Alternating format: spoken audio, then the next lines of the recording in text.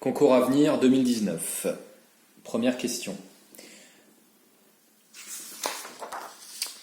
Alors, nous avons une suite arithmétique, nous connaissons deux termes, U10 et U15, nous devons calculer R.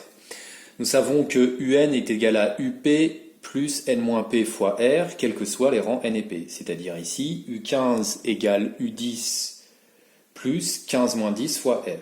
Donc U10 plus 5R. Donc on sait que 5 fois la raison sera égale à la différence U15 moins U10. Donc R égale U15 moins U10 divisé par 5, soit 8 moins 12 divisé par 5, soit moins 4 cinquièmes ou moins 0,8, soit la réponse C. Question 2, on a cette fois-ci U 2018 et une relation entre U 2018 et U 2020. Eh bien on va calculer d'abord U 2020 pour trouver R. U 2020 sera obtenu en calculant donc U 2018 plus U 2020, ça sera égal à 2 fois 12,5, c'est-à-dire 25. Donc U 2020 vaut 25 moins U 2018, c'est-à-dire 25 moins 12 égale 13. On réutilise l'expression donc usuelle qui lie les deux termes d'une suite arithmétique. U 2020 est égal à U 2018 plus 2020 moins 2018 fois R, c'est-à-dire 2018 plus 2R. Donc R sera égal à la différence U 2020 moins U 2018 divisé par 2, c'est-à-dire 13 moins 12 divisé par 2, c'est-à-dire 0,5, soit la réponse A. Troisième question.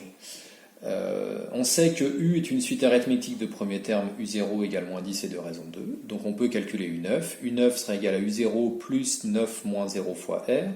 Donc moins 10 plus 9 fois 2 égale moins 10 plus 18 égale 8. Pour V9 qui est géométrique, elle sera égale à V0 fois la raison, c'est-à-dire 2, à la puissance 9 moins 0, c'est-à-dire 9. Donc 1 fois 2 puissance 9, soit ce qui nous donne 512.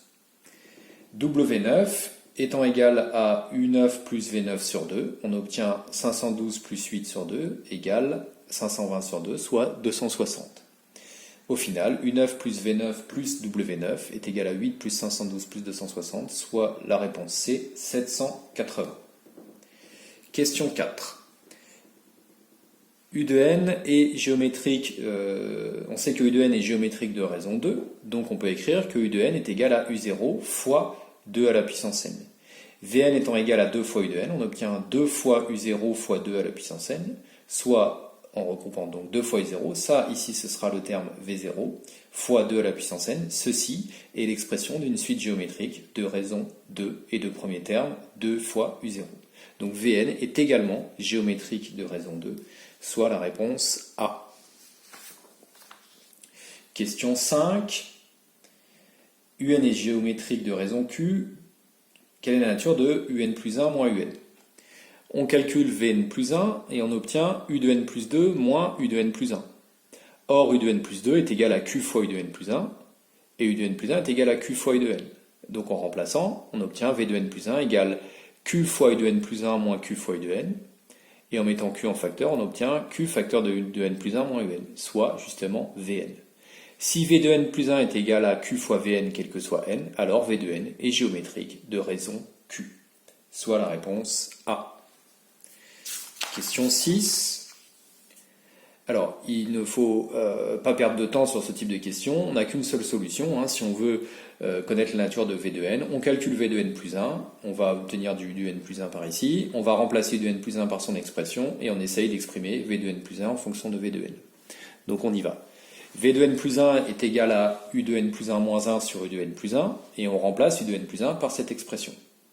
On obtient donc ceci.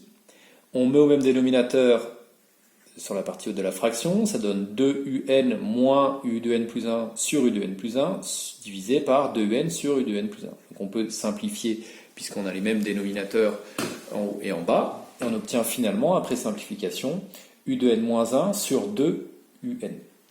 En mettant juste un demi en facteur, on obtient un demi de U de n moins 1 sur un, soit V de n. Donc quel que soit n, V de n plus 1 est égal à un demi de V de n. Vn est donc géométrique de raison 1 demi, soit la réponse B.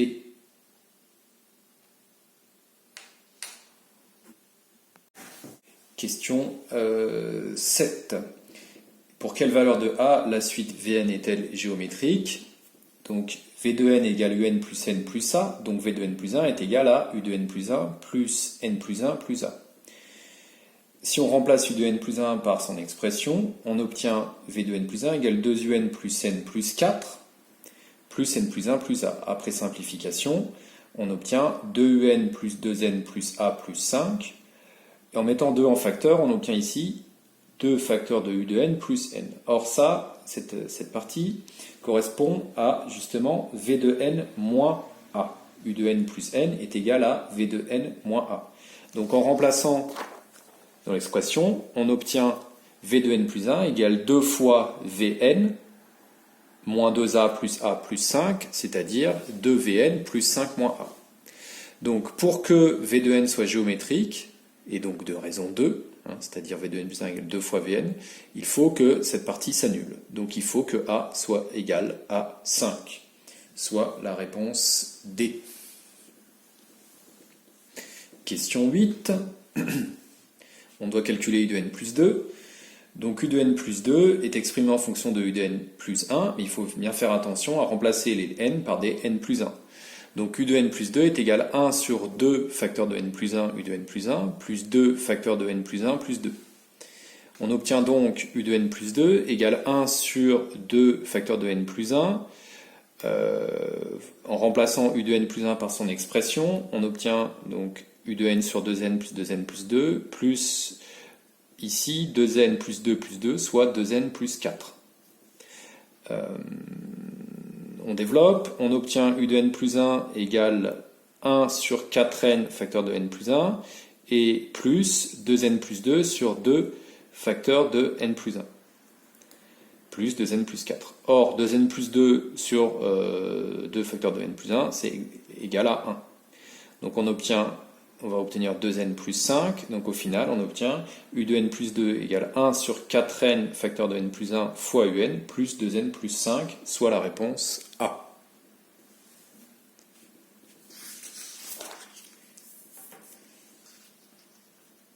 Question suivante. Que permet de faire cet algorithme? Donc l'équation d'un cercle de centre A de coordonnées xa, ya et de rayon R est x moins xa au carré plus y moins yk au carré égale R au carré. Donc en fait l'algorithme teste si le point de coordonnées x, y est sur un cercle de centre 2, moins 5 et de rayon module de z. Alors attention, le rayon sera égal à moins z si la valeur rentrée z est négative, et sera égal à plus z si la valeur est rentrée est positive. Donc le rayon sera bien égal à module de z.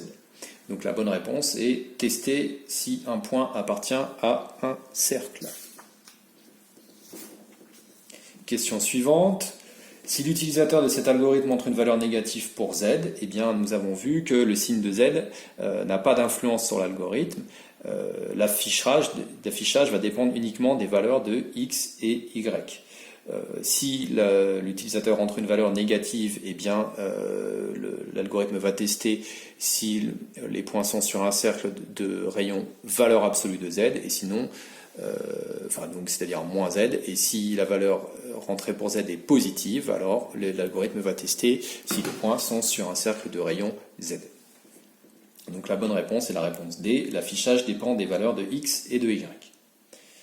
Question 11, dans quel cas obtient-on vrai? Bon, eh bien il faut tester pour les différentes valeurs de x, y, z proposées, et on voit qu'en fait pour x égale 5, y égale moins 1 et z égale 5, on a bien l'égalité, c'est-à-dire 5 moins 2 au carré plus moins 1 plus 5 au carré est bien égal à 5 au carré. Donc la bonne réponse est la réponse D. Question 12. Un carré a une aire égale à 48 cm², la longueur de l'une de ses diagonales est... Alors, je fais un schéma rapide, donc voici un carré de côté A, ceci est la diagonale. D'après le théorème de Pythagore, A au carré plus A au carré égale D au carré, donc D au carré égale 2A au carré. Or, A au carré, c'est l'aire, donc on a D au carré égale à 2 fois l'aire, donc D est égal à la racine de 2 fois l'air étant égal ici à 48. On obtient racine de 16, enfin de 2 fois 8, on peut décomposer 48 comme 8 fois 6, donc 2 fois 8 fois 6, c'est-à-dire racine de 16 fois 6, c'est-à-dire 4 racines de 6. Donc la bonne réponse est A. Question 13.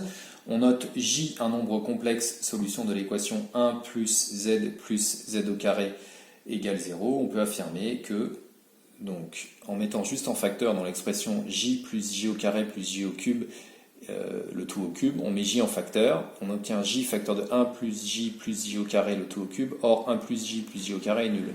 Donc, J fois 0, le tout au cube, sera aussi nul. Donc, la bonne réponse est A. Question suivante. La partie réelle du nombre complexe. Donc, il faut développer l'expression algébrique. On obtient 2i plus 2i au carré plus 2i cos pi sur 3 plus 2i carré sinus pi sur 3. I au carré sera égal à moins 1. Donc on obtient pour la partie réelle moins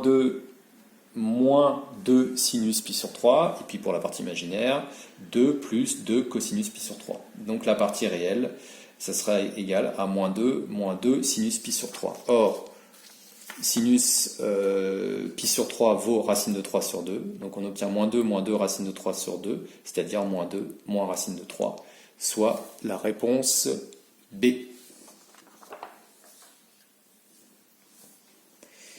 Question 15. On note partie réelle de z, donc la partie réelle, etc. Et on doit trouver donc la partie réelle de z1 plus iz2 facteur de 1 plus i.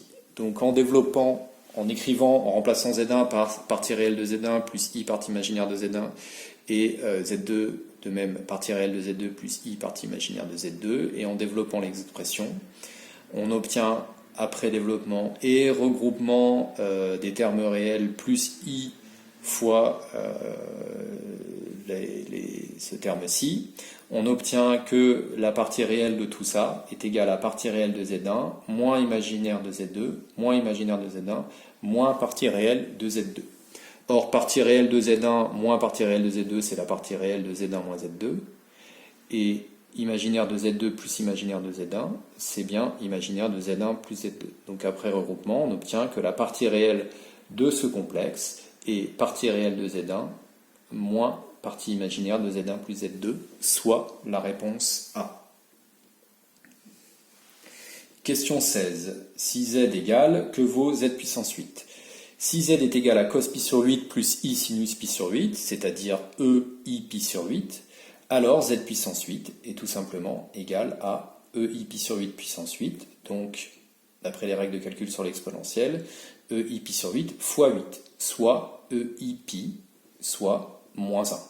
Ei pi, c'est cosinus pi plus i sinus pi, c'est-à-dire moins 1 plus i fois 0, donc moins 1.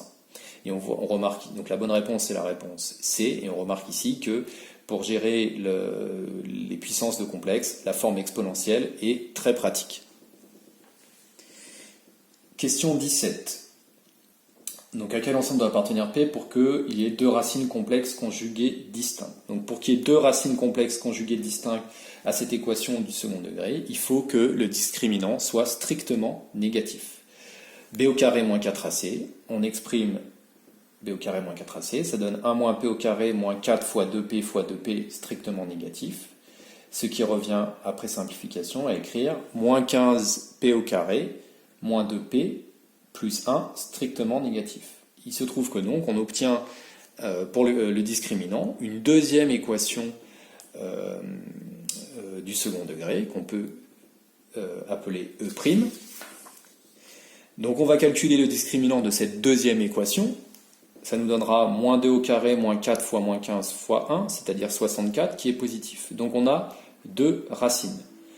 La première racine vaut donc moins b moins racine de delta sur 2a, ce qui va nous donner un cinquième. Et la deuxième racine, moins b plus racine de delta sur 2a, qui va nous donner moins un tiers. Donc, coefficient multipliant p au carré dans la deuxième équation, moins 15, étant négatif, le polynôme sera positif entre les racines. La courbe sera de cette forme. Donc si on a deux racines, le signe du polynôme sera positif entre les racines et négatif partout ailleurs. Donc pour que ce polynôme soit négatif, il faut qu'on soit en dehors des racines. Donc il faut que P appartienne à l'intervalle moins l'infini moins un tiers, union 1/5 plus l'infini.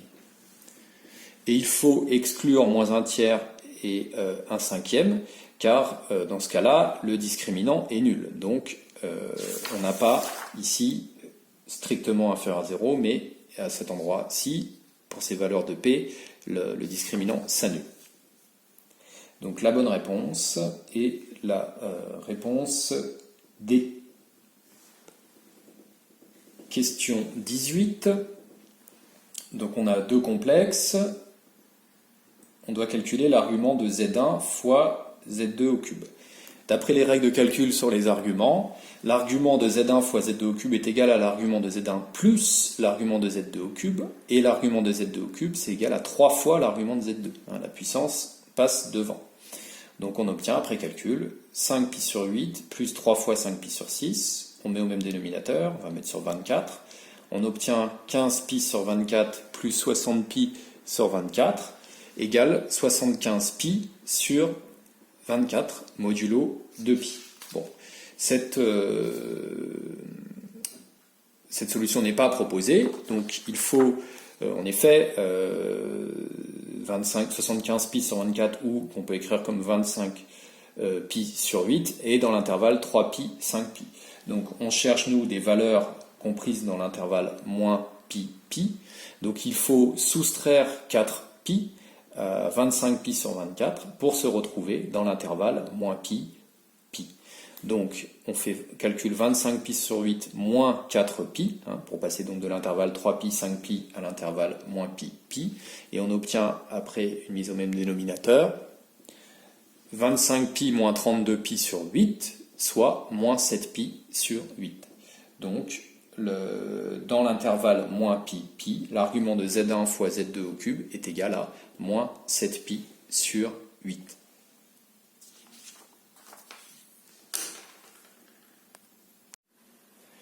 Avenir 2019, question 19. A est le symétrique, donc on cherche la forme algébrique de l'affixe du symétrique de A par rapport à I. Si on appelle A' le symétrique de A par rapport à I, on aura alors ZA' moins ZI qui est égal à ZI moins ZA, c'est-à-dire l'expression en termes d'affixe, la traduction au niveau des affixes de l'égalité AI égale IA'. Vous avez ici un petit schéma. Si A' est symétrique de A par rapport à I, on aura bien AI égale IA'. Donc on en conclut que ZA' moins ZI égale ZI moins ZA, donc que ZA' est égal à 2ZI moins ZA. En remplaçant ZI et ZA par leur expression, on obtient 2 facteurs de 5 plus 6i moins 2 plus 3i, soit, après simplification, 12 plus 9i, soit la réponse D. Question 20. Donc on nous donne des relations entre ZA, ZB et ZC. Nous avons la longueur AB. En regardant ici ce rapport complexe, si ZC moins ZA sur ZB moins ZA égale à 3/4 de I, on peut en conclure plusieurs choses. Tout d'abord, que l'argument de ce complexe est égal à pi sur 2. L'argument de 3/4 de I est égal à l'argument de I est égal à pi sur 2 modulo de pi. Or, l'argument de ZC moins ZA sur ZB moins ZA est égal à l'angle AB-AC, c'est-à-dire le vecteur dont l'affixe est ZB moins ZA et l'angle formé par le vecteur dont l'affixe est ZB moins ZA et le vecteur dont l'affixe est ZC moins ZA. Vous avez vu en cours que l'argument de ZD moins ZC sur ZB moins ZA est égal à l'angle ABCD. Donc on en conclut que l'angle ABAC est égal à pi sur 2 modulo de pi. Donc on peut en conclure que le triangle ABC est rectangle en A. Par ailleurs, donc ça c'est en termes d'argument, on peut aussi prendre le module de ce complexe. On en conclut que le module de ZC moins ZA sur ZB moins ZA est égal à 3 quarts. Or, les règles de calcul sur les modules nous permettent de scinder le module en deux et d'écrire donc que c'est le module de ZC moins ZA qui est égal à 3 quarts fois le module de ZB moins ZA. Ça, c'est égal à la longueur AC, et ça, c'est la longueur AB. Donc, on en conclut que AC est égal à 3 quarts de AB, soit que, par conséquent, que AC est égal à 3 quarts de 8, soit 6. Donc, on a un triangle rectangle, dont on a la longueur, triangle rectangle en A, dont on a les deux côtés, les deux petits côtés, AC qui vaut 6, AB qui vaut 8. On peut en conclure que l'hypoténuse, le carré de l'hypoténuse, sera égal à 8 au carré plus 6 au carré, ce qui nous donne 64 plus 36 égale 100. Que donc l'hypoténuse BC est égale à 10, soit la réponse. Donc, Avenir 2019, question 21. Combien existe-t-il d'entiers pour lesquels Cn et delta n'ont aucun point commun? Alors, au niveau des points d'intersection, l'équation vérifiée par x sera x au carré plus nx plus 1 égale à x. Soit x au carré, c'est-à-dire enfin les x pour lesquels l'image par cette fonction sera la même que par la fonction qui a x associe x. Donc, en passant le x de l'autre côté, on obtient x au carré plus n-1 facteur de x plus 1 égale 0. On obtient donc une équation du second degré en x. Pour que les deux courbes n'aient aucun point commun, il faut que cette équation n'admette aucune solution. Autrement dit, que le discriminant soit strictement négatif. Donc la condition, c'est n-1 b au carré moins 4ac strictement négatif, c'est-à-dire n-1 au carré moins 4 fois 1 fois 1 strictement inférieur à 0. C'est-à-dire n-1 au carré strictement plus petit que 4. N étant un entier naturel. Bon, plutôt que de résoudre l'inéquation, on peut tester les premiers entiers. On voit que ça restera vrai pour n égale 0 puisque moins 1 au carré égale 1. N égale 1, ça fera 0. N égale 2, 2 moins 1 au carré, ça fera 1 au carré plus petit que 4. En revanche, pour n égale 3, 3 moins 1 au carré égale 4, qui n'est pas strictement inférieur à 4. Donc les seuls entiers naturels pour lesquels cette équation n'aura pas de solution seront 0, 1 et 2. Soit 3 valeurs en tout, donc la réponse C. Question 22. La limite de cette fonction en 2. Alors, si on remplace x par 2, on se rend compte que pour x égale 2, le numérateur et le dénominateur s'annulent. Donc 2 est racine du polynôme au numérateur et du polynôme au dénominateur. Donc nous allons pouvoir factoriser ces deux polynômes par x moins 2. On peut obtenir directement, donc x au carré moins x moins 2 égale x moins 2 facteur de x plus 1 au numérateur et x moins 2 facteur de x moins 1 au dénominateur. Alors pour ceci, donc j'ai dit directement puisque on peut remarquer que x moins x1 facteur de x moins x2, s'il y a deux racines x1 x2, ben ça donnera x au carré moins x1 plus x2 facteur de x plus x1 fois x2. Donc, dans ce polynôme, moins 2 est égal au produit des deux racines, et dans ce polynôme, plus 2 est égal au produit des deux racines. Donc, au numérateur, on sait déjà que 2 sera racine, et le produit doit être égal à moins 2. Donc, la deuxième racine est moins 1. Au dénominateur, on sait que 2 est racine, puisque 2 annule le polynôme, et le produit doit être égal à 2, le produit des deux racines. Donc, la deuxième racine au dénominateur sera 1. D'où le x plus 1 au numérateur et le x moins 1 au dénominateur. Donc c'est une première méthode directe. Une autre méthode classique, on calcule le discriminant des deux polynômes et on trouve les racines manquantes, c'est-à-dire 1 au numérateur moins 1 au numérateur et 1 au dénominateur. Donc après la factorisation, on peut simplifier et on obtient que cette fonction rationnelle est égale à x plus 1 sur x moins 1. Donc la limite de la fonction, cette fois-ci on peut remplacer par 2 sans que ça s'annule, on obtient 2 plus 1 sur 2 moins 1, soit 3 sur 1 égale 3. Donc la limite est 3. Alors ici, il fallait ne pas faire une erreur, c'est-à-dire il ne fallait pas ne conserver que les termes de plus haut degré. Pourquoi? Parce qu'on cherchait la limite en 2 et pas en plus l'infini ou moins l'infini. Donc la méthode dite des termes de plus haut degré ne fonctionne que à l'infini, pas pour des limites en une valeur finie. Question 23, domaine de définition de la fonction f. Alors, quand est-ce qu'on peut calculer f? On peut calculer f quand on peut calculer ln de x, quand on peut calculer ce logarithme et celui-ci. Et enfin, dernière condition, quand le dénominateur ne s'annule pas. Donc il y a 4 conditions. La première, s'il faut que, donc, on peut pouvoir calculer ln de x, donc il faut que x soit strictement positif, il faut que x soit strictement plus grand que racine de 3, et il faut que x soit strictement plus grand que moins racine de 3. Bon, de ces 3 premières conditions, on va ne retenir que la plus restrictive, c'est-à-dire x strictement plus grand que racine de 3. Quand x sera strictement plus grand que racine de 3, on pourra calculer ces 3 logarithmes. La dernière condition, on peut regrouper donc le dénominateur en ln de a plus ln de b sera égal à ln de a fois b. Or, x moins racine de 3 facteur de x plus racine de 3 est égal à x au carré moins racine de 3 au carré. Donc on obtient finalement, à l'intérieur du logarithme, ln de x au carré moins 3. Donc ce qu'il faut, c'est que ce logarithme soit différent de 0 pour pouvoir calculer la fonction. On peut appliquer la fonction exponentielle, et on obtient finalement que x au carré moins 3 doit être différent de 1. Exponentielle de logarithme x au carré moins 3 sera égal à x au carré moins 3, et exponentielle de 0 sera égal à 1. Donc on obtient une deuxième condition qui est x au carré différent de 4. Alors ici on sait déjà que x sera strictement plus grand que racine de 3, donc on ne va pas considérer les deux solutions qui sont 2 et moins 2, on va considérer que 2. Donc au final, il y a deux restrictions. Pour pouvoir calculer f de x, il faut que x soit strictement plus grand que racine de 3 et que x soit différent de 2. Donc le domaine de définition sera racine de 3, 2 exclu, enfin racine de 3 exclu également, 2 exclu, union, 2 exclu, plus l'infini. Soit la réponse A. Question 24. Donc on a la courbe gamma associée à la fonction logarithme, l'ordonnée du point en lequel la tangente en gamma passe par l'origine du repère. Donc la dérivée de la fonction logarithme et la fonction inverse, bien sûr, x associe 1 sur x.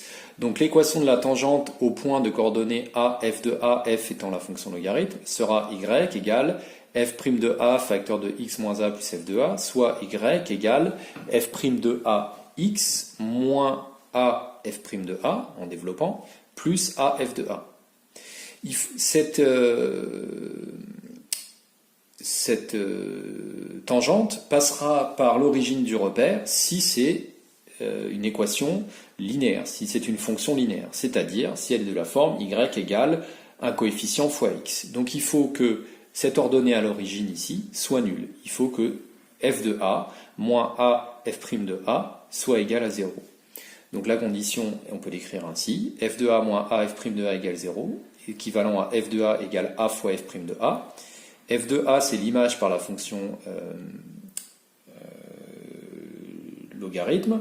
F' a fois f' de a. F' de a est égal à 1 sur a. Donc on obtient finalement qu'il faut que f de a soit égal à 1. Donc le point, l'ordonnée du point en lequel la tangente à gamma passe par l'origine sera égale à 1, c'est la question posée. Et quelle sera l'abscisse de ce point? Le point pour lequel ln de a est égal à 1, c'est a égale e. Donc le point en lequel la tangente passera par l'origine du repère sera le point de coordonnées E1. La question nous demandait l'ordonnée de ce point, eh bien il faut répondre 1. Donc c'était la réponse B.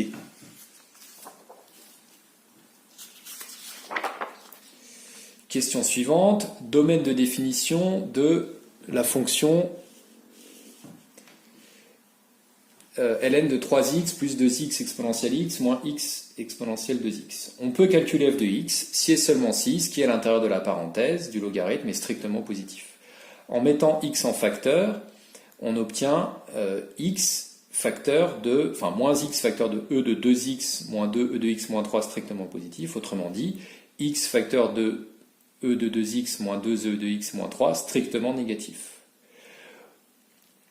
Par une méthode classique, on peut, en sachant que e de 2x c'est comme e de x le tout au carré, on va poser grand X égale E de X, et puis on va transformer cette expression comme un polynôme du second degré dont on va étudier le signe. Donc si on pose grand X égale E de X, alors cette expression devient E de X au carré moins 2 de X moins 3 est égal à grand X au carré moins 2 grand X moins 3. Et on va calculer les racines pour pouvoir étudier le signe de cette expression. Le discriminant est égal à moins 2 au carré moins 4 fois moins 3 fois 1, donc moins 2 au carré plus 12 soit 16. Donc on obtient deux racines qui sont 2 moins 4 sur 2 égale moins 1, et 2 plus 4 sur 2 égale plus 3. Donc on peut factoriser ce polynôme comme x au carré moins 2x moins 3 égale x moins la première racine, donc x plus 1, et x moins la deuxième racine, donc x moins 3. Donc finalement, f de x existe si et seulement si, en rebasculant le grand X en remplaçant par exponentielle x, on obtient petit x, facteur de e de x plus 1, facteur de e de x moins 3, strictement négatif. Donc on a trois termes. Il se trouve que celui-ci sera toujours positif, puisque e de x est tout le temps positif, strictement. Donc on va faire un tableau de signes avec le signe d'une part d'une première ligne avec le signe de x, évidemment qui changera dans 0, et puis le signe de e de x moins 3. E de x moins 3, ce terme changera d'expression, changera de signe quand e de x donc sera positif quand e de x sera strictement plus grand que 3, c'est-à-dire en appliquant la fonction logarithme, quand x sera strictement plus grand que ln de 3. Donc on obtient un tableau de signes avec x négatif jusqu'à 0, puis positif et positif, entre ln de part et d'autre de ln de 3, et e de x moins 3 négatif, négatif jusqu'à ln de 3, puis positif. Donc on obtient finalement que f de x sera positif entre moins l'infini et 0, négatif entre 0 et ln de 3, et positif entre ln de 3 et plus l'infini. Pour pouvoir calculer f de x ici, enfin c'est pas f de x, pardon, c'est le terme à l'intérieur du logarithme. Donc pour pouvoir calculer f de x, il faut que, d'après le tableau de signes, il faut que x soit strictement compris, enfin borne exclue, entre 0 et ln de 3, soit la réponse D. Avenir 2019, question 26. Alors on doit dériver la fonction qui a x associé à ln de racine de x. Donc la dérivée, là c'est la dérivée d'une composée. Donc ça sera la dérivée de ln de racine de x fois la dérivée de la fonction logarithme appliquée à ln de racine de x. Donc ce sera donc la dérivée de ln racine de x fois 1 sur ln de racine de x. Or la dérivée de ln de racine de x, si on considère maintenant la dérivée de cette partie, c'est la dérivée de racine de x fois 1 sur racine de x. Donc on obtient au final 1 sur 2 racine de x comme la dérivée de racine de x, fois 1 sur racine de x, c'est-à-dire la dérivée de ln appliquée à racine de x, fois 1 sur ln de racine de x, c'est-à-dire la dérivée de ln appliquée à ln de racine de x. Donc on obtient au final, après simplification, il y a racine de x fois racine de x, ça donnera x, donc 1 sur x, fois 1 sur 2 ln de racine de x. Or, a ln de b est égal à ln de b puissance a, donc on peut porter le 2 à l'intérieur du logarithme et écrire que c'est racine de x le tout au carré, ln de racine de x au carré. Donc on va retomber sur 1 sur x fois ln de x, soit la réponse A. Question 27. Donc on a une fonction, lorsque x tend vers 11 par valeur supérieure, quelle est la limite? Alors, en remplaçant x par 11, on se rend compte que ça tend vers 0, enfin que donc, cette expression est égale à 0. La question c'est est-ce qu'on tend vers 0 par 0 plus ou 0 moins? En factorisant, en utilisant les mêmes méthodes qu'à la question 22, on peut voir que x au carré moins 9x moins 22 est égal à x moins 11 facteur de x moins 2. Donc quand x va tendre vers 11 par valeur supérieure, ceci va tendre vers 0 plus, ceci vers 9, donc l'ensemble tend vers 0 plus. Donc la limite de x au carré moins 9x moins 22 étant 0 plus, eh bien la limite de ln de x au carré moins 9x moins 22 sera donc moins l'infini, puisque la fonction logarithme de grand X quand grand X tend vers 0 plus, et la limite de ln de grand X est moins l'infini. Donc la fonction f tend vers moins l'infini quand x tend vers 11 par valeur supérieure. Réponse C. Question 28. Donc on a une équation, il faut trouver les solutions. On peut exprimer exponentielle de moins 2x, l'écrire comme 1 sur exponentielle de 2x, puis le passer de l'autre côté dans l'expression. Donc on obtient au final exponentielle de 2x fois exponentielle de 2x, ce qui donne exponentielle de 4x, moins exponentielle de 2x, on passe le 6 de l'autre côté, moins 6, égale 0. On pose grand X égale exponentielle de 2x, cette fois-ci, et pas exponentielle de x, et donc ça revient à étudier grand X au carré moins grand X moins 6 égale 0. On calcule le discriminant, qui vaudra 25. On en déduit deux valeurs possibles pour grand X, moins 2 et plus 3. Si on remplace grand X par exponentielle de 2x, on obtient donc deux équations.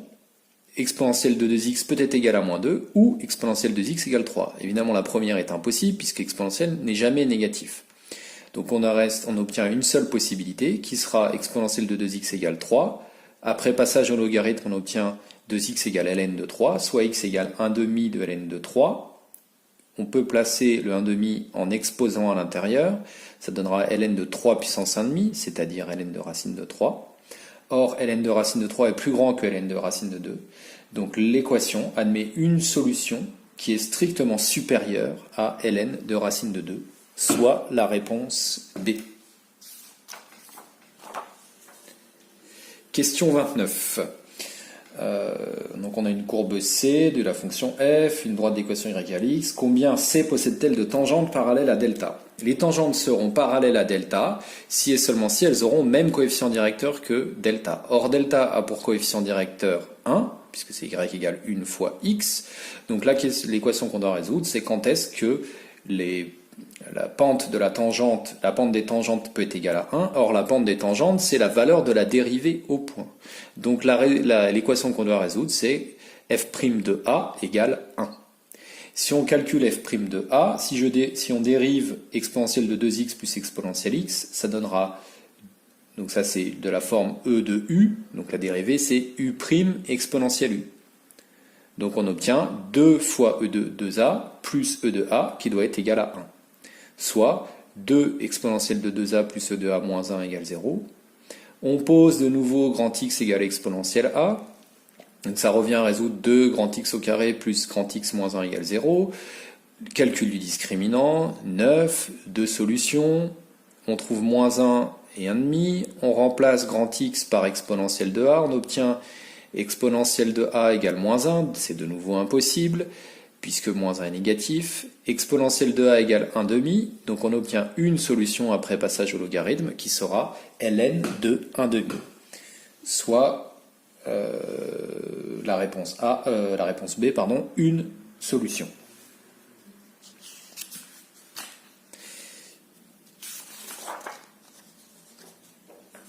Question 30. On a une fonction.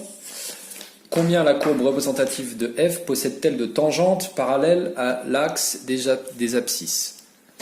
Alors, la tangente est parallèle à l'axe des abscisses si et seulement si la pente de la tangente est nulle, c'est-à-dire si et seulement si la dérivée est nulle au point.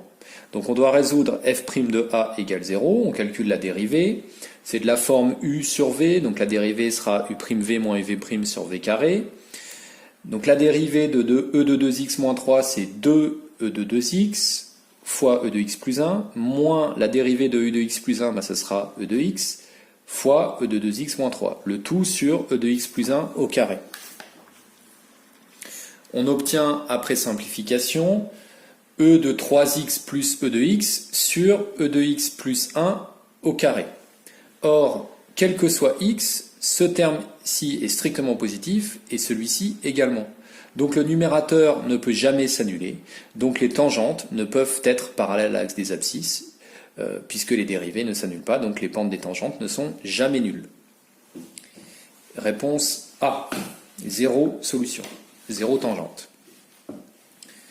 Question 31. Combien la courbe de f possède-t-elle de tangentes passant par l'origine? Donc si on se réfère à l'exercice 24, on avait vu que les courbes, les tangentes passent par l'origine si et seulement si f de a est égal à f' de a. Donc on réutilise le résultat. On calcule la dérivée de f. La dérivée, donc f est une fonction du type e exponentielle de u, donc la dérivée sera u' e de u, donc il faut dériver x au carré plus x plus 1, ça donne 2x plus 1, donc on remplace f' de a par 2a plus 1 fois e de u, donc fois exponentielle de a au carré plus a plus 1, fois a, et ça doit être égal à f de a. Donc en remplaçant, on obtient, après on peut simplifier par les exponentielles qui ne peuvent jamais s'annuler, on obtient a facteur de 2a plus 1 égale 1, soit 2a au carré plus a moins 1 égale 0. C'est en fait la même équation du second degré qu'on a résolue à l'exercice 30, donc on utilise les résultats, on obtient a égale moins 1 et a égale 1 demi.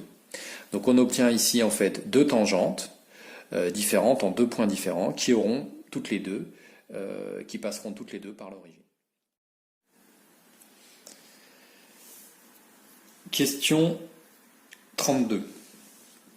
Donc on nous donne une équation de tangente au point d'abscisse x égale moins 2 et on doit retrouver f' de moins 2, sachant que f est égal à 1 sur u. Donc si l'équation de la tangente est y égale 2x plus 3, on sait que l'équation au point d'abscisse moins 2, c'est u' de moins 2 facteur de x moins moins 2 plus u de moins 2, c'est-à-dire u' de moins 2 fois x plus 2 fois u' de moins 2 plus u de moins 2.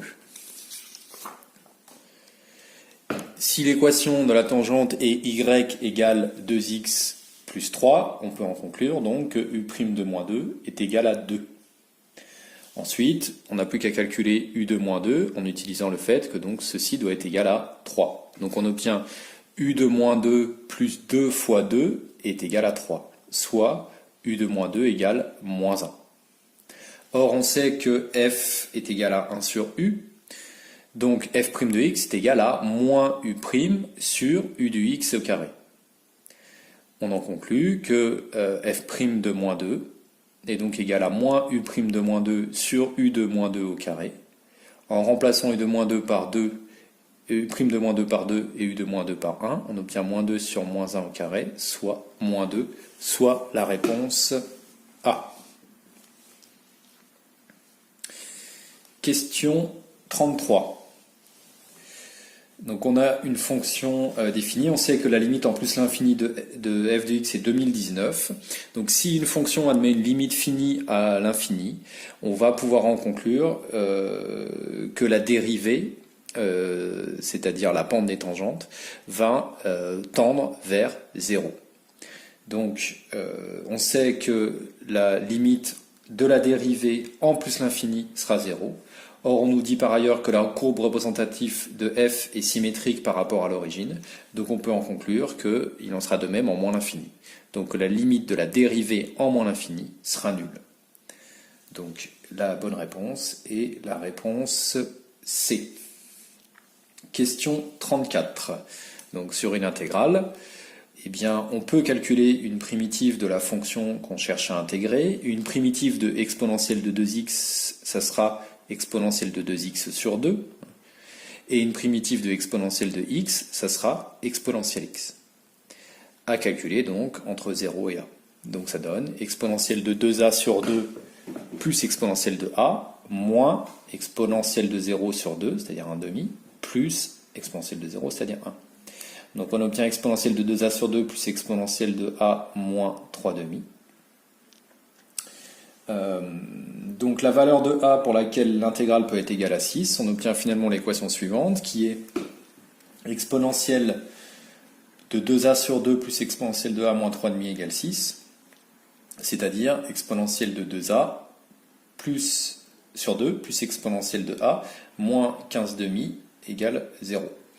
En posant de nouveau x égale exponentielle de a et en multipliant l'équation par 2, puisque c'est une équation égale à 0, donc on peut la multiplier par 2, l'équation peut être transformée en grand X au carré plus 2 grand X moins 15 égale 0. Calcul du discriminant égale à 64, soit 8, donc on obtient deux valeurs pour grand X, moins 5 et 3. De nouveau, exponentielle de a égale moins 5 est impossible, exponentielle de a égale 3, donc on obtient au final que la seule valeur possible pour a est ln de 3. Donc la bonne réponse est la réponse D.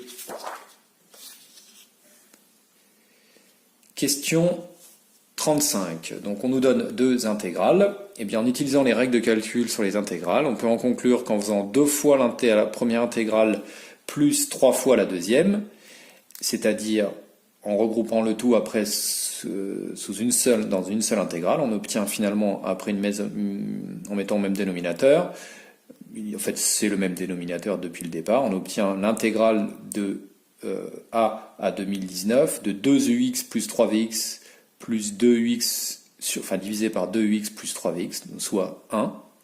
Donc cette intégrale de 1 entre 0 et 2019, on la calcule simplement. Une primitive de 1, eh bien c'est x, à calculer entre a et 2019, donc ça fait 2019 moins a, et ceci doit être égal à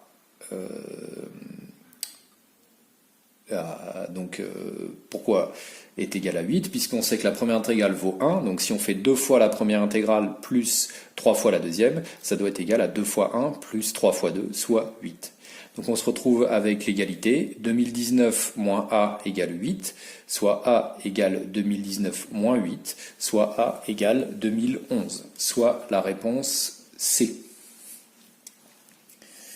Question 36. Alors, un exercice classique de lecture de graphes et ou de tableaux de variation. On peut affirmer que l'image de 8 par la fonction u est, en effet, strictement inférieure à 5. Pourquoi? Alors, si on étudie le graphique, donc l'image de 8, on va la lire ici, on part de x en abscisse, on monte, et l'image, on la lirait ici. On voit que, clairement, l'image u de 8 est comprise entre 0 et 1. Donc si elle est comprise entre 0 et 1, elle est forcément strictement inférieure à 5. Donc la bonne réponse est la réponse B. La limite lorsque x tend vers plus l'infini de u de x, eh bien on la lit ici. Ceci est la courbe de u. On voit bien que la limite en plus l'infini, la courbe se rapproche de la droite d'équation y égale 0, de l'axe des abscisses, donc la limite sera 0. La bonne réponse est la réponse C.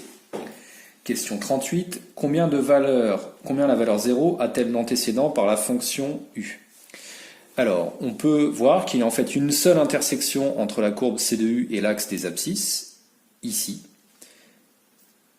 Unique intersection, donc 0 aura un seul antécédent par la fonction u, la valeur étant comprise, la valeur de l'antécédent étant moins 2. Donc 0 a un seul antécédent, réponse B. Question 39. Parmi les tableaux de signes suivants, lequel correspond à la fonction u?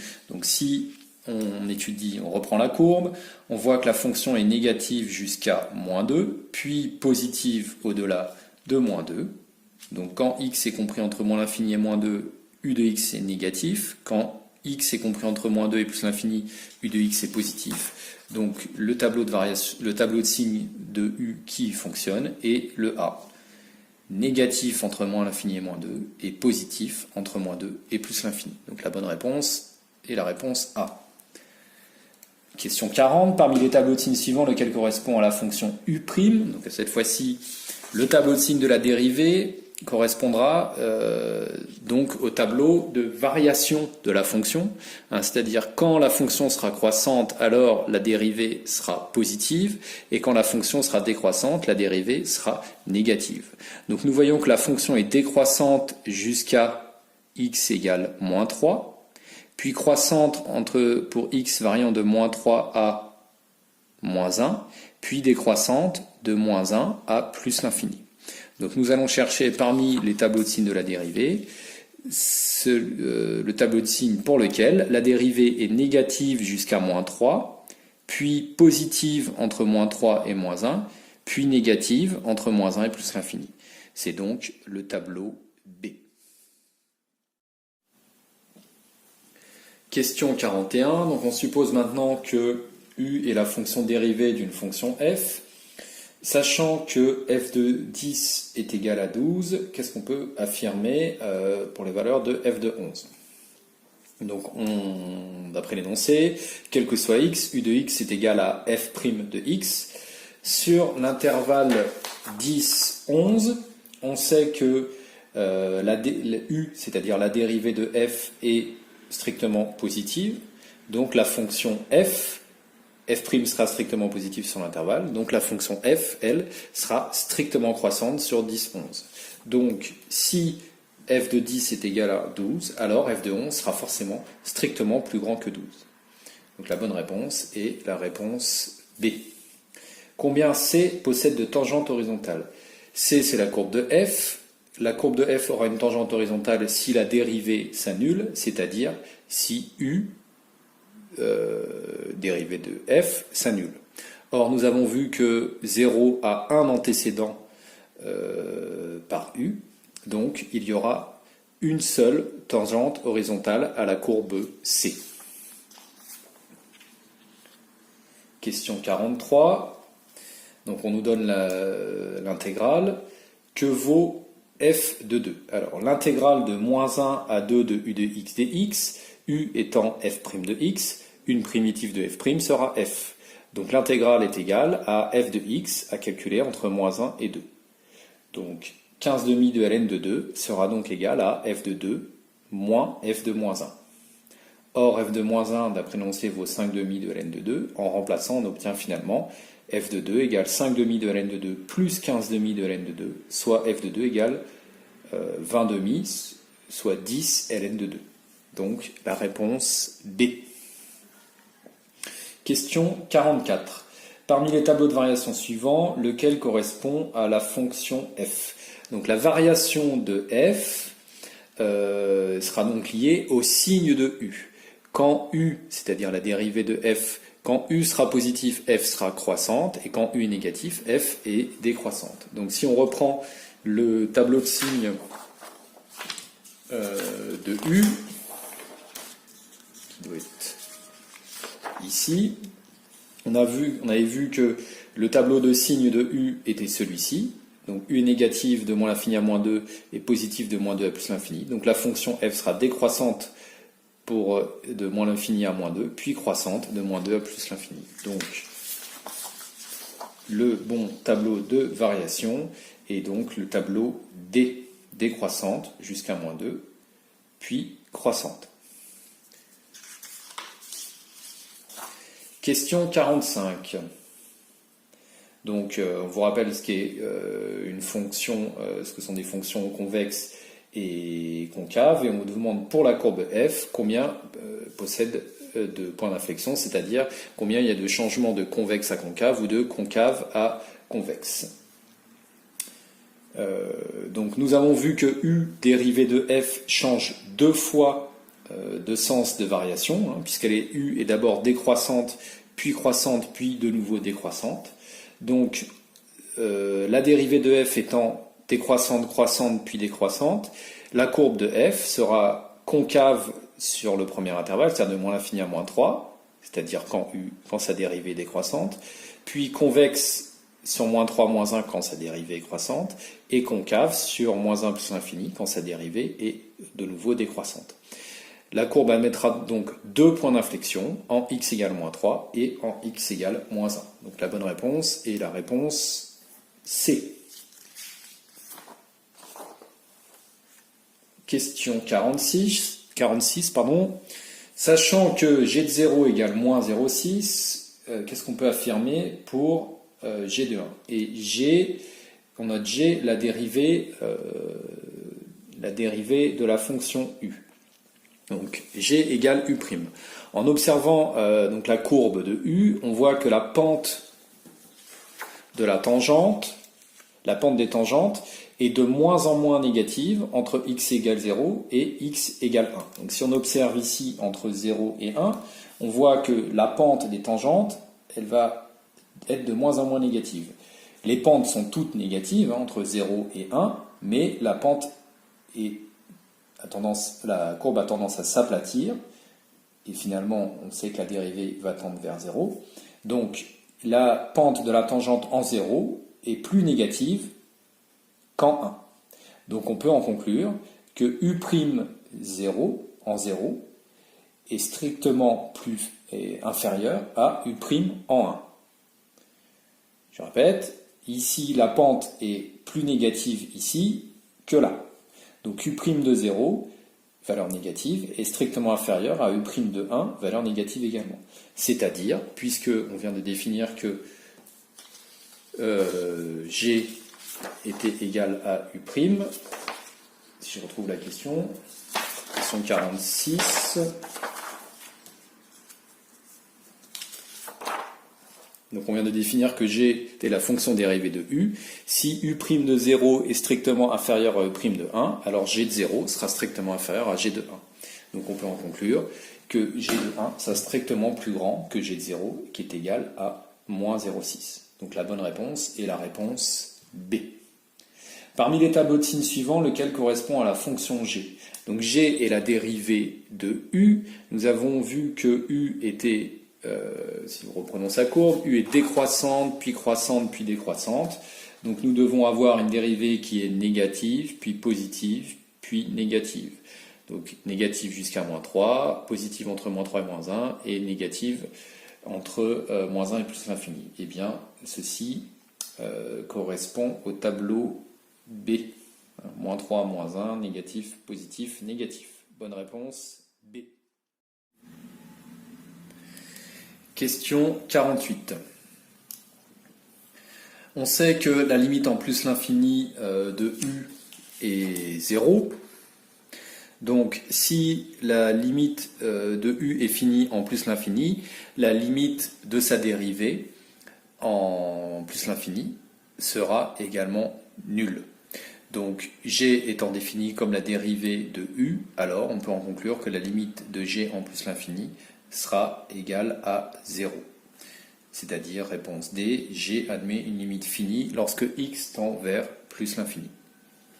Question 49. Intégrale de 0 à 3 de g de x dx. Puisque g est égal à u', alors une primitive de u' sera u. Donc ça revient à calculer u entre 0 et 3, soit u de 3 moins u de 0.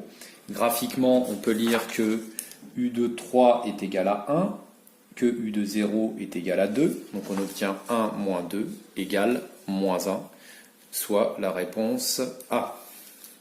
Dernière question sur ces fonctions. On a grand G la primitive de petit g sur R, et puis grand G, on a une expression pour grand G. Donc, étant donné que U' est égal à petit g, U et G et grand G sont toutes les deux des primitives de petit g. Or, nous savons que les deux primitives d'une même fonction sont égales à une constante près, donc on aura U de x égale grand G de x plus une constante. On peut par exemple essayer de déterminer la valeur de sa constante. Enfin, on peut déterminer la valeur de cette constante en prenant n'importe quelle valeur de x. Par exemple, en 0, on aura k qui est égal à u de 0 moins grand G de 0.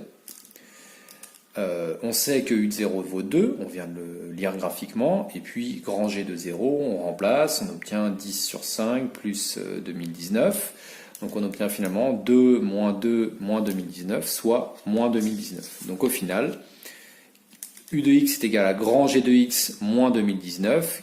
Les 2019 vont se simplifier et il reste donc U de x égale 5x plus 10 sur x au carré plus 4x plus 5, soit la réponse B. Question 51. Nous avons donc des points, les coordonnées des points A et B, et on doit trouver le milieu du segment AB. Donc les coordonnées du milieu du segment. Alors ce qu'il y a, c'est qu'on va pouvoir écrire, on a cosinus pour les coordonnées de A, on a donc cosinus 2π sur 3 et sinus 2π sur 3. Cosinus 2π sur 3, on peut dire qu'il est égal à moins le cosinus de π sur 3. Par ailleurs, sinus de 2π sur 3 est égal au sinus de π sur 3. Du côté des coordonnées de B, cosinus de 11π sur 6 est égal à moins le cosinus de π sur 6. Or, le cosinus de π sur 6 est égal au sinus de π sur 3, c'est-à-dire racine de 3 sur 2. Donc on obtient au final cosinus de 11π sur 6 égale moins sinus de π sur 3. De même, sinus de 11π sur 6 est égal au sinus de π sur 6, qui est égal à 1/2, et qui est égal au cosinus de π sur 3. Donc au final, en remplaçant les expressions des cosinus et sinus par les cosinus en π sur 3 et sinus π sur 3, on obtient que les coordonnées du milieu, pour obtenir les coordonnées du milieu, il faut faire la somme des coordonnées des extrémités divisée par 2. Donc on obtient finalement coordonnées de A plus, abscisse de A plus abscisse de B, ça fait moins cosinus π sur 3 moins sinus π sur 3, divisé par 2. Il manque le divisé par 2 là. Et pour l'ordonnée, on obtient sinus π sur 3 plus cosinus π sur 3, divisé par 2. Ça, ce sont les coordonnées du milieu. Donc on voit que l'abscisse est bien l'opposé de l'ordonnée. Donc la bonne réponse est la réponse B. Question 52. Parmi les formules suivantes, une seule est correcte. Alors, nous savons que cosinus de 2A est égal à cosinus au carré de A moins sinus au carré de A.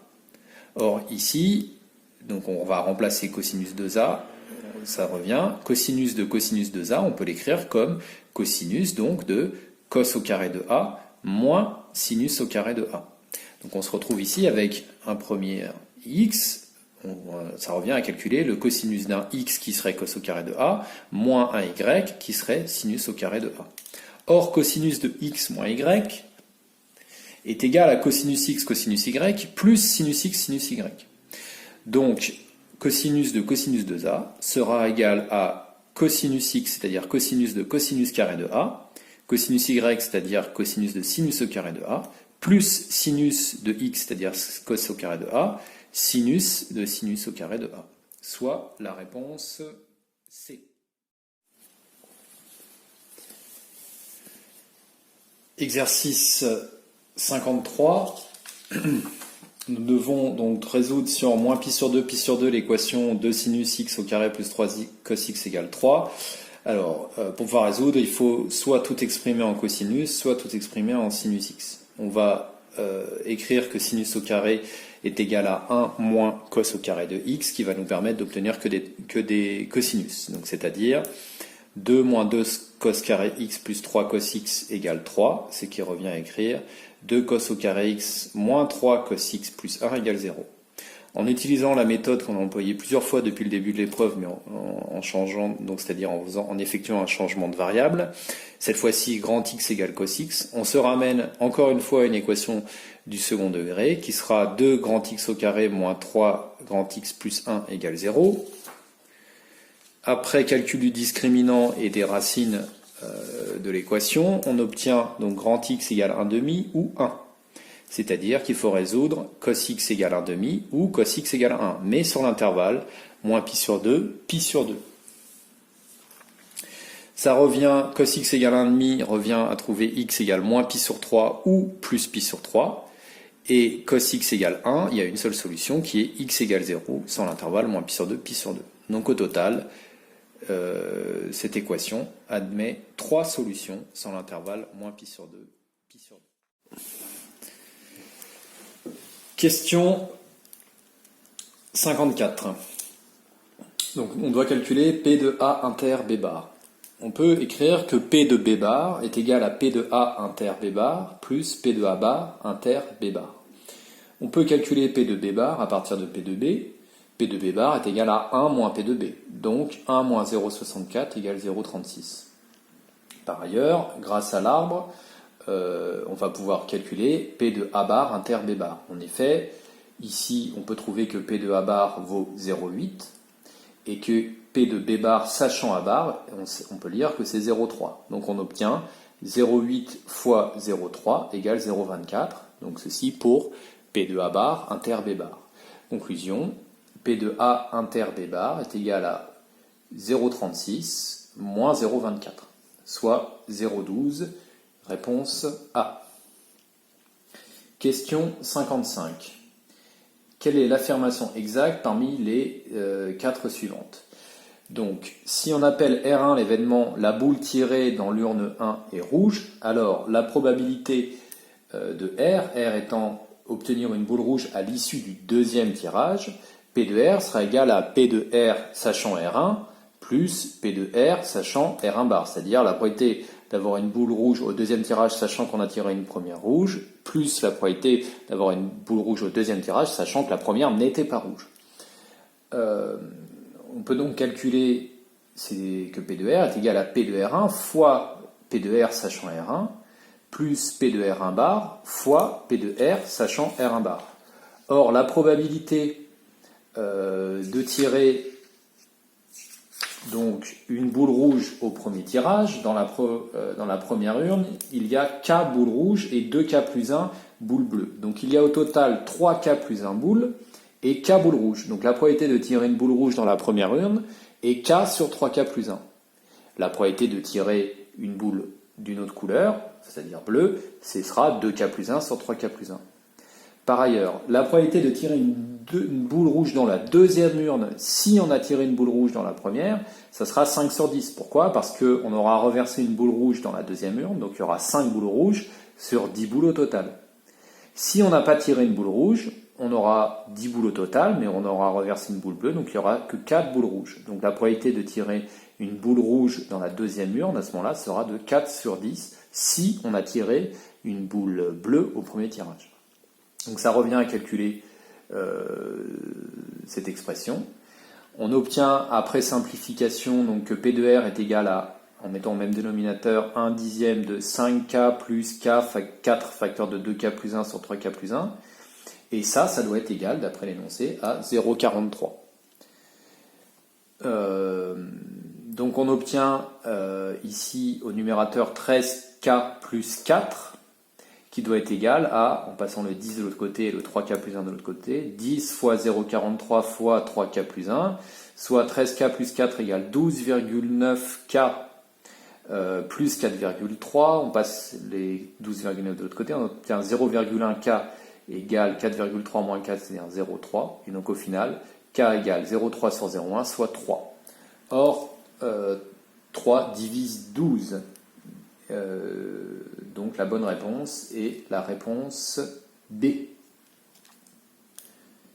Question 56. Donc on a deux événements indépendants. Vous devez savoir que A et B sont indépendants si et seulement si P de A inter B est égal à P de A fois P de B.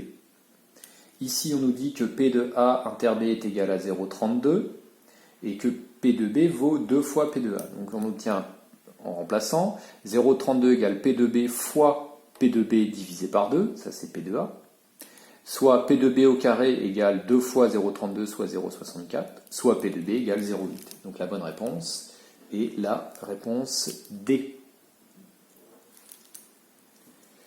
Question 57. Donc on a une variable aléatoire qui suit une loi binomiale de paramètres 800 et P. On sait que la variance de x suivant une loi binomiale serait égale à n fois P fois 1 moins P. Et il faut ici que ce soit égal à que cette variance soit 128. En remplaçant n par 800, on obtient donc l'équation 800p au carré moins 800p plus 128 égale 0. Alors on essaie de simplifier un peu l'expression avant de calculer le discriminant. On divise par 8 puis par 4 et on obtient finalement 25p au carré moins 25p plus 4 égale 0. On calcule une nouvelle fois un discriminant, on obtient 9 fois 25, enfin 3 fois 5 au carré, c'est-à-dire 15 au carré.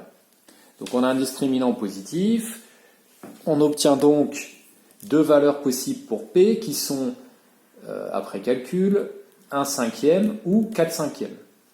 Or, d'après l'énoncé, la probabilité P est inférieure à 0,5. Donc on écarte 4/5 et on obtient une seule solution qui est 1/5 égale 0,2.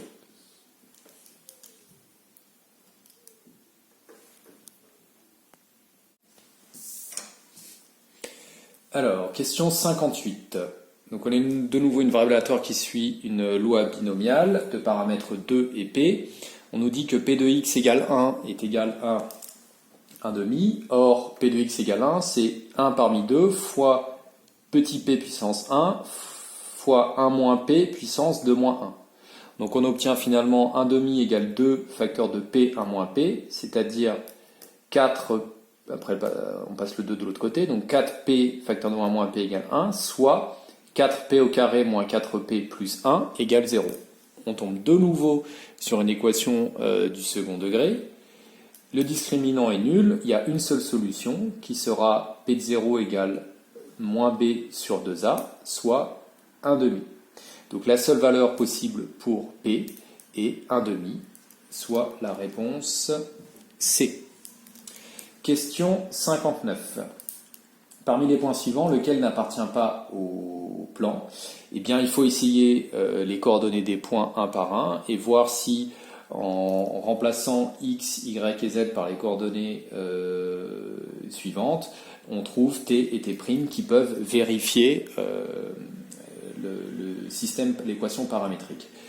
Et il faut avoir un peu de chance, en essayant de commencer par la bonne réponse. Il se trouve que la A fonctionne, pour le point A fonctionne. En remplaçant x, y, z par 2, moins 5 et 0, on obtient donc ce système d'équations. Soit t' égale moins 2, moins t. On peut remplacer dans les autres équations t' par cette expression. Après simplification, on obtient finalement 5t égale moins 1 dans la deuxième équation et 6t égale moins 8 dans la troisième équation. Donc finalement, on obtient t égale moins 1/5 et t égale moins 4/3. Donc ce qui veut dire que, évidemment c'est impossible, t ne peut pas prendre deux valeurs différentes. Donc les coordonnées de A ne vérifient pas l'équation de P. Donc on n'a pas à vérifier les autres. On sait déjà que si la question est lequel n'appartient pas à P, alors A sera la bonne réponse. Donc il faut faire attention au concours à venir, aux questions négatives, c'est-à-dire évidemment ça n'aurait pas été la même réponse si on vous avait demandé lequel appartient à P. Donc ici le point A n'appartient pas au plan. Question 60. On suppose que donc l'espace est muni d'un repère orthonormé et on vous demande quel est l'ensemble des points équidistants de A et de B. Eh bien, l'ensemble des points équidistants de deux points dans l'espace sera un plan qui va passer par le milieu du segment AB. Or, le milieu du segment AB aura pour coordonnées xa plus xb sur 2, yk plus yb sur 2 et za plus zb sur 2, soit le point I de coordonnées après calcul de 2, 2. Donc la bonne réponse est la réponse D.